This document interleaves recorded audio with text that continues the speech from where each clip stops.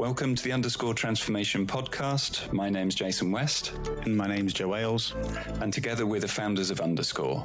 This is the fourth episode in our bonus mini-series on the future of work and the pandemic. Last week we were joined by three special guests: Rachel Kay, Learning Director at Capita; Emma Lucas, Head of Talent and Development at Marks & Spencer; and Craig McCoy, Group HR Director and Chair of the London HR Connection. And we left them last week considering the skills and capabilities that organisations need to develop to be successful in a digital post-COVID world. We also talked about some of the promises that digital transformation brings to the learning and development function and the gaps that some of our guests have exposed between technology vendors' strategic vision and the operational reality on the ground. If you've not listened to last week's episode, I'd highly recommend listening to that one first before taking a listen to this week's episode. So what can we expect this week, Joe? We're asking, how has digital transformation and the pandemic changed the skills that HR functions need to be successful? Where are the gaps between business demand for these skills and HR's ability to respond? We also look into the function's role in the response to the pandemic and some practical tips for HR professionals seeking to grow their careers in a digital world. We ended last week's episode with Emma considering the reality of multi-generational workforces and the challenge this places on designing systems and learning and development interventions that work across diverse populations in a business. So we're picking up this week's conversation where we left off. So over to you, Jason. Okay, so we've talked about the broader impact or on demand for these sorts of business analysis, engineering, solution design, program management, and data analysis and decision support sort of skills and competencies. But as we look more internally to the HR function, is the demand for those sorts of skills and competencies the same, or has the demand been different within HR, or is it increased in certain areas? So probably, Craig and Emma, it's more a question for you, I'd guess, being kind of HR professionals who are working within organisations. What's been your perspective? Yeah, so there's a couple of things from my point of view. One is that as a direct result of COVID-19, a lot of businesses are having to diversify and reinvent themselves as they move into different propositions, different products, different business models completely. And they need a lot of help from the HR function to do that. So I think it's got significant implications for leadership of the organizations across every sector, really, which will emphasize attributes like creativity and innovation, commercial ability, things like business turnaround in those businesses that have been significantly affected, and change management. And I think the HR function has a real challenge to respond by evidencing those skill sets and also developing people within the organization to be capable in surviving in that environment. There are still too many HR people and people generally who are very steady state. And they don't think sufficiently commercially. They don't think about the direction the business is going in. They live in something of an ivory tower and just deal with HR best practice for its own sake. And I think that's a real mistake. So I think the degree of change happening within industry globally is massive at the moment. So I think that's one thing. The other thing I wanted to touch upon was that I did actually support SAGE with a study of several hundred organizations looking at HR skills, and I've got some of the kind of results of that study in front of me. And some of the major sort of HR skills gap that I identified we've mentioned some of them, definitely people analytics. So the whole kind of data modeling, reporting, data analysis, seen as a major skills gap in organizations. A lot of HR people not being very data savvy. And I think that flows into the area of financial awareness more broadly as well.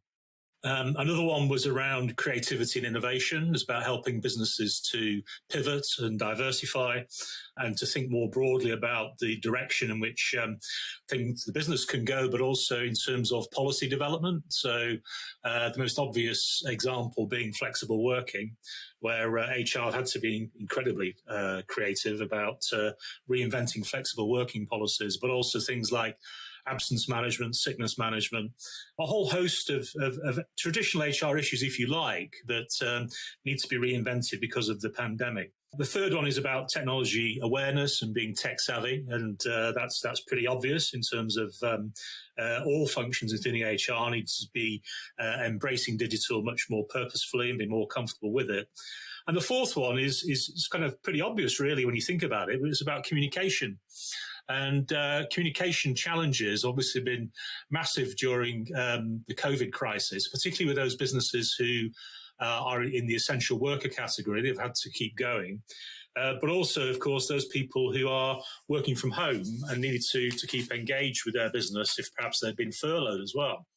And I think my final point is around operational awareness. So it's about HR needs to be very, very closely coupled with operational leadership and need to fully understand what it takes to keep a business running and need to be working hand in glove with the operations director or their equivalent, chief exec, in their organization to make sure that the business continues, is viable and keeps running. And that would include all aspects of people leadership. So I think moving away perhaps maybe temporarily from the long-term strategy, but looking at survival instincts and keeping the business running. And I think a lot of HR people are not sufficiently au fait with how the business actually operates day to day. So that's been a bit of a learning curve for many HR functions that I've become aware of.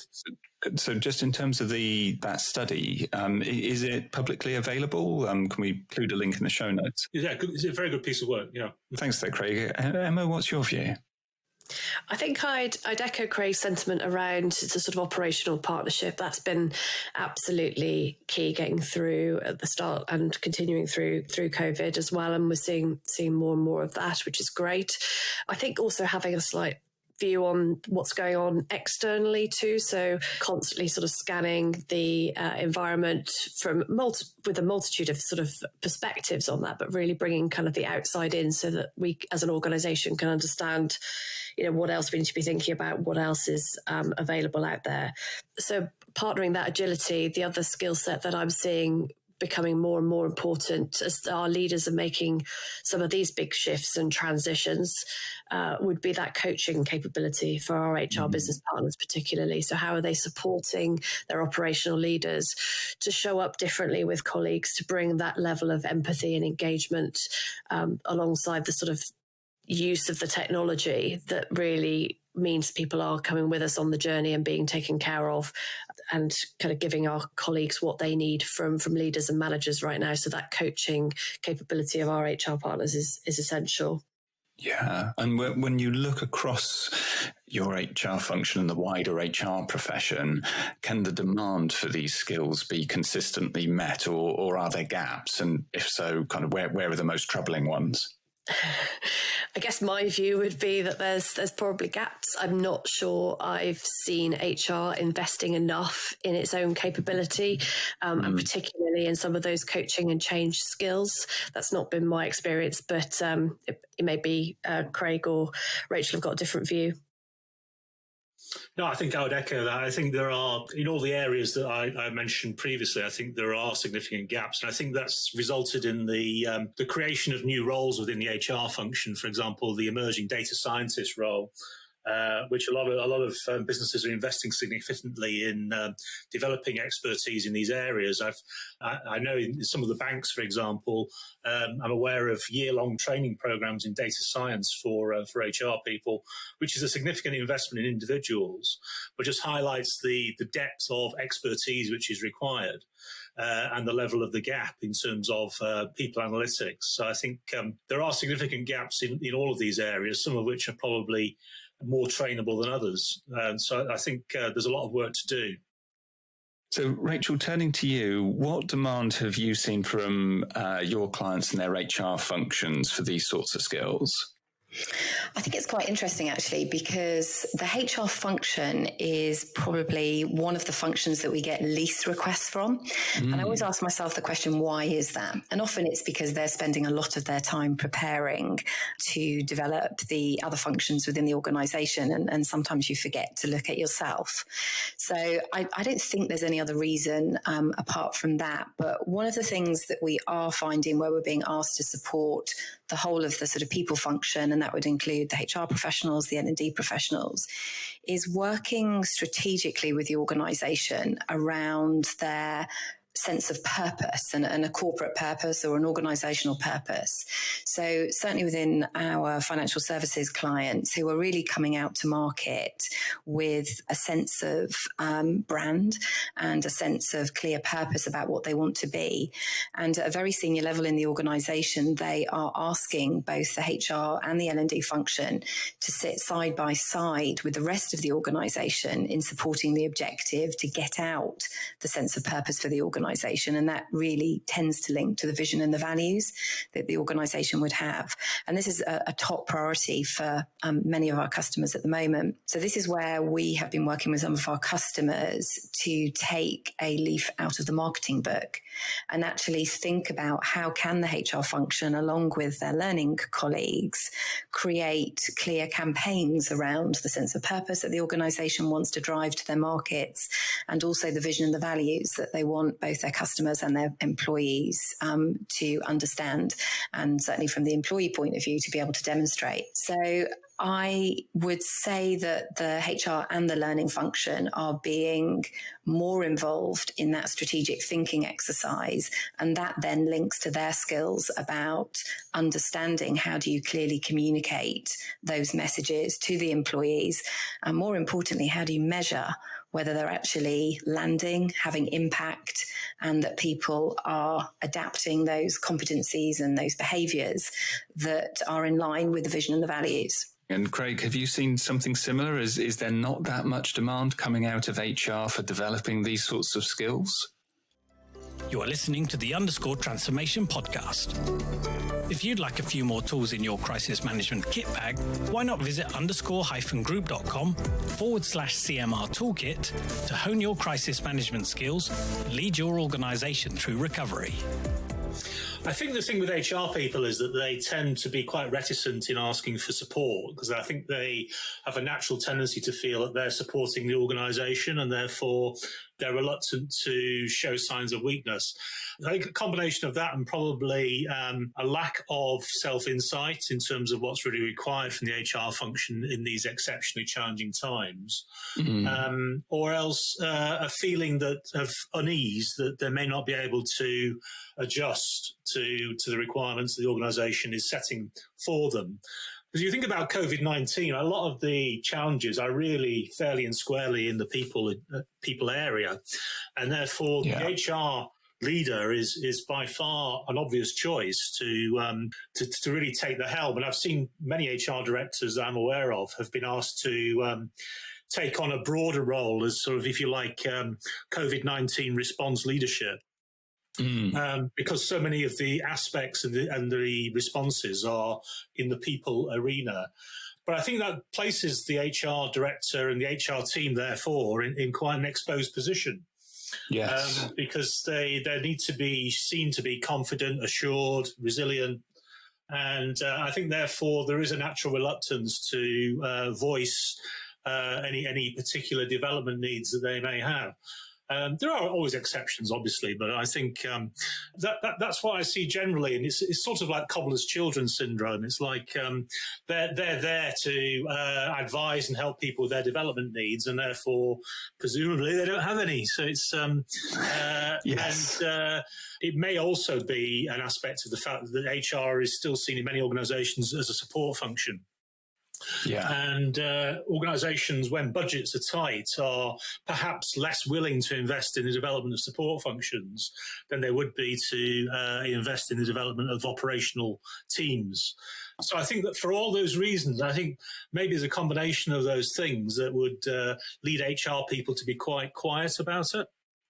Yes, yeah. And you touched on a number of HR leaders taking a broader kind of COVID response, crisis response role. Has that uncovered any kind of new skills or competencies that HR suddenly has needed to develop over and above the previous demand that it had? Yeah, I think it's probably in the leadership in its broadest sense, but also around program management, having a structure, having strong communication capability. And it's a bit self-fulfilling as well, because although many HR leaders have been chosen to fulfill such roles, quite a few have been passed over for that opportunity, because maybe the chief exec would prefer to give that kind of responsibility to a much more line operational leader, for example, who's more used in dealing with the day-to-day. So I think it's quite interesting to ask yourself the question, if you're an HR director, have I or have I not been asked to take on a broader responsibility? If yes, great, recognizing the fact that you can broaden and step up into that area. If not, maybe there's a question to be asked about why not. And maybe the HR function is not seen as being operationally critical. It's still seen as somewhat removed from the operation. So in many ways, it's a bit of a litmus test, I would say, in terms of how connected the HR team is into the business and whether that connection is very visible to the rest of the organisation and recognised by the organisation, and obviously by the chief executive in particular. So I think it's a bit of a testing ground, and I think it's a time for a bit of self-reflection in terms of what's coming at you as a result of as the COVID-19 crisis. Yeah, you really would expect that a CEO would turn to their HR director to lead the response to the pandemic. So I guess you'd have to be asking yourself some questions if you haven't been asked. So, Emma, on a more operational note and thinking about some of the operational challenges that you faced at Marks & Spencer, have you also seen a change in the demand for certain skills as a result of the pandemic? Yeah, I mean, I think we sort of touched on it a little bit earlier, but it's sort of that agility, the kind of policy making real time, adapting very quickly with the operation. That's certainly been something I think we've done particularly well. I'm quite proud of from our perspective. And then I think we touched on as well that this sort of data gathering, data management, data science sort of skill set. So really kind of using data to help us make decisions quite quickly for the organisation. Those would be the two I'd probably call out. So Rachel, turning to you, what sort of training or development have your customers been looking for as they've been grappling with the pandemic? Yeah, I think for us, it's in the leadership field mainly. I think it's around resilience. I think it's around how, as a leader, can I continue to lead in what are, let's face it, really challenging circumstances.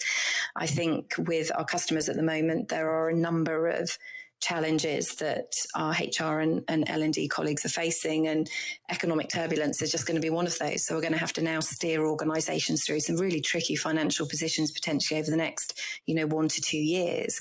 And from a people point of view, how are we going to support our employees through that journey? So the cross-skilling, the upskilling, the reskilling that we talked about before are going to be key. And how do you do that at pace? So one of the big skills that we're working with is around agile, and how can we ensure that workforces can act in an agile way, not only just from their processes point of view, but actually from a mindset point of view. And that growth mindset is a skill that many of our customers are asking us to talk to them about in terms of how we can support them in deploying that type of behaviour. So as we start to emerge into something of a recovery phase, what's over the horizon for organisations that are looking to prepare their people for a post-pandemic world?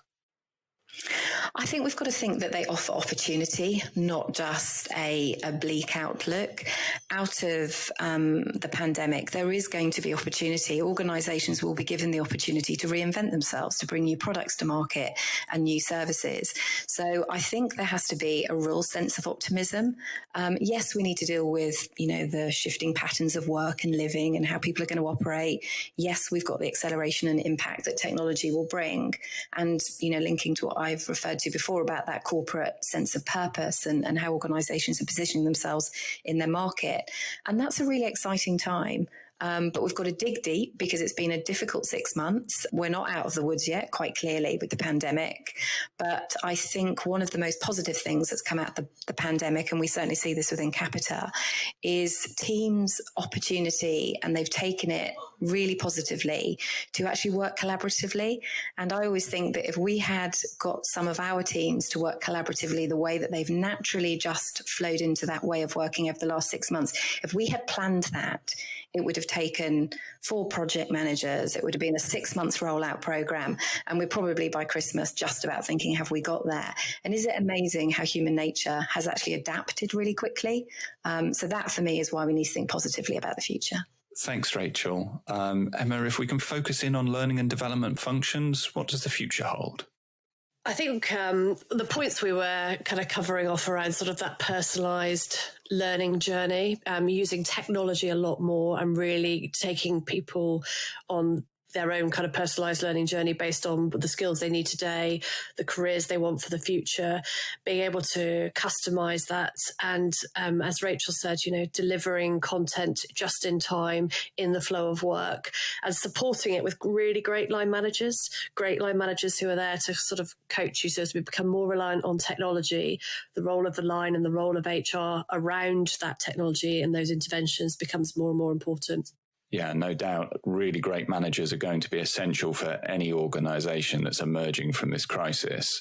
Craig, what's your view? Yeah, so I think crisis management, crisis leadership, operational sustainability, understanding the requirements of running a day-to-day business. These are all really key and become much more prominent in the priority list for leaders in general and HR. I don't really differentiate. I mean, it's the both of those things. The word resilience has been used frequently, and that's definitely going to be a key requirement. You need to be resilient for anything that the business or, in fact, the country or the globe can throw at you. I think that's going to be one. I think the technical skills, being digitally savvy, I think that's going to be important for everyone. One that's also come to the fore, which we haven't really mentioned yet, is around performance management. Mm-hmm. And I think the ability to judge and assess performance in a meaningful way based on outputs versus inputs. So I think that discipline is going to be there for everyone. But also there's a very human aspect of managers placing more trust in their employees. And as you get less eye-to-eye visibility of employees as they're working more flexibly, do you really trust them to do what they need to do in their own time, flexibly, to manage their own hours? For many, perhaps more traditional leaders, this is going to be a real testing point as to whether or not they can actually adjust to leading in a more trusting way. And I think that also implies more empathy with employees. I mean, there's, I suppose for many years, the old command and control culture has been eroded into a more progressive, trust-based, empathetic relationship with your team. Yeah. I think in the days of COVID-19 and flexible working, that has really come to the fore and has built stronger relationships in many cases between line managers and their people who work for them, so they get to know more about them as individuals, more about their family circumstances, more about perhaps their health. So I think that empathetic leadership is a really significant shift, I would say, because you need to be empathetic with all of the crises that people are dealing with in their home life as well as their work life. So I think a lot of what I'm saying is really around leadership and management, which I think is such a hugely important thing in these days. So to wrap up, if you were to advise an up-and-coming HR professional seeking to grow their career, what are the top 3 skills or competencies that they should seek to develop? So turning to you, Emma, what's your view? I'm going to cheat a little bit and merge some, but I think there's change in project management, absolutely essential. Mm-hmm. Then there's a piece around business acumen or commercial acumen, and then the external angle on that. And then finally, I would talk about coaching and talent development. So bringing those line leaders on with their skills, but also harvesting the sort of talent inside your organisation. Fantastic. Thank you. So that's 6, really. Yeah, excellent. Yeah, that's definitely 6, but you know what? We'll let it slide. Rachel, what's your view? For me, it's about that commercial acumen, understanding how your business operates and what are the clear outcomes that, from a people point of view, you need to support the business in terms of delivering. So what are the signs of success? What are the measures? So that whole commercial piece around the impact that the HR function have would be key. The second thing for me is around analytics, being able to look at information and establish priorities of where you might need to focus your time, and also to identify potentially where you might need to partner. Because I think it's really important that we don't think that we can all solve all the problems all the time. So having an eye on the marketplace and what, whether it's technology or some behavioral science to support you. So having a view of the marketplace for me is going to be really key. And then the other one that we mustn't forget with our HR colleagues is about leadership. So the organization will look to the HR function to lead them through difficult times, whether it's advising on an approach or keeping us in line from a compliance point of view. They're also going to be looking for clear guidance around behaviours and vision and a sense of purpose and how the organisation needs to operate and what success looks like from a people point of view. So I think it's really important that they are demonstrating their own great leadership skills as well as coaching it in others. Thanks, Rachel. And finally, Craig, your view on the same question. Yeah, so for me, I agree with a number of the points that Rachel's just made. The one which I'd really draw out is about continuous learning and education. And I think the impact of things like process automation, machine learning, AI, these are all going to really reduce down the number of transactional roles in HR. So I think the HR community needs to focus on their expertise as knowledge workers. And I think that'll be about continuous learning and investing in their own development, but also about the softer skills around influencing and interpersonal skills to really make the best use of that learning and that knowledge that they're acquiring. So I think for me, that's a big one. The second one, I would deliberately definitely agree with change management and transformation. I think those are skills which are always going to be extremely useful, and obviously combining with leadership as well. And the third one, which I think is probably the biggest gap as I see it, is financial understanding. And I think if HR people are ready to influence at senior leadership level, they need to make a strong commercial impact. And I think a lot of HR people lack the nuts and bolts of financial understanding to be able to assist their organizations in any meaningful way and to increase their credibility. So for me, those would be the top ones. Thanks very much for that, Craig. And I think on the subject of continuous learning, that's a great place to end today's discussion. My thanks to our guests, Emma Lucas from Marks & Spencer, Rachel Kay from Capita, and Craig McCoy, HR Director and Chair of the London HR Connection. Thanks for your time today, everyone. Great conversation. Thank you. Thank you. Thank you. So we're going to continue our focus on the HR function for just a little while longer. We've talked about the imperative for HR to develop digital transformation and crisis management capability over the past few weeks. Next week, we're focusing on buying in capability from the market. So how readily available are these skills from the market? Where can you find them? When should you buy instead of build? And what do you need to have in the front of your mind as you select from big shiny consultancies all the way through to one-man band contractors and hiring permanent staff? Yeah, so if you found today's episode useful, please feel free to share this episode with your colleagues across your network.